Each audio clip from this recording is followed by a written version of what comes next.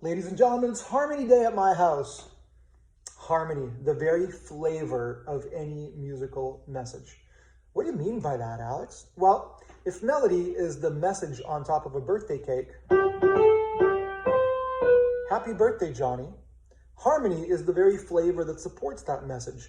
And while you would think that you would bite into a chocolate or a carrot birthday cake, sometimes you bite into something that has nothing at all to do with the message. Well,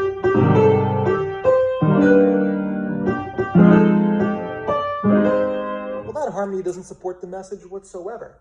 Now, the most important part of harmony is the third of the chord. Every chord built triadically, which really means we use the third as the key architectural component to build chords. 1, 3, 5.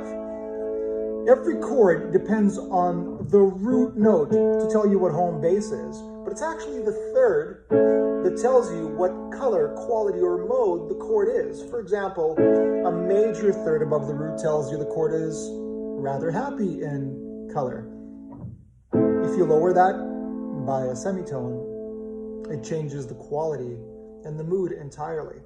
In fact, Johann Sebastian Bach, when hired by the church, was asked for one thing beyond composing the Mass. He was asked that the attendees of the Mass leave feeling optimistic and happy when times are tough.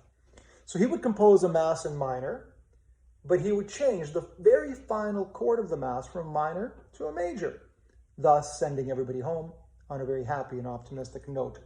Pun intended.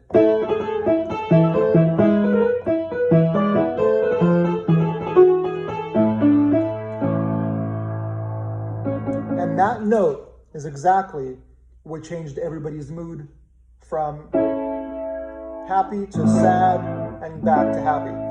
Now, why don't we take a chord progression and see what we can do with that particular concept within pop confines. Let's take a 1, 5, 6, 4 chord progression. The Beatles, Let It Be,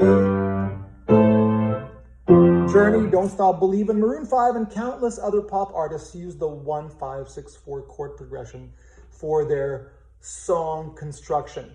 So what happens if we take 1, 5, 6, 4 and simply change the third of one of those chords? Let's try it. Let's try it on the 4 chord.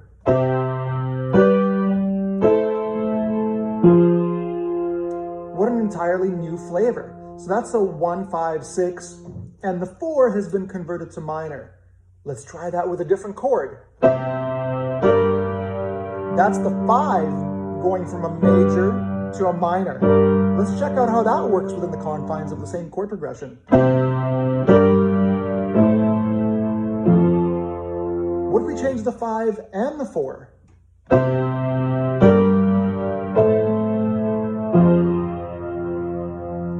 Our Let It Be progression, our Don't Stop Believing progression takes on a whole different flavor.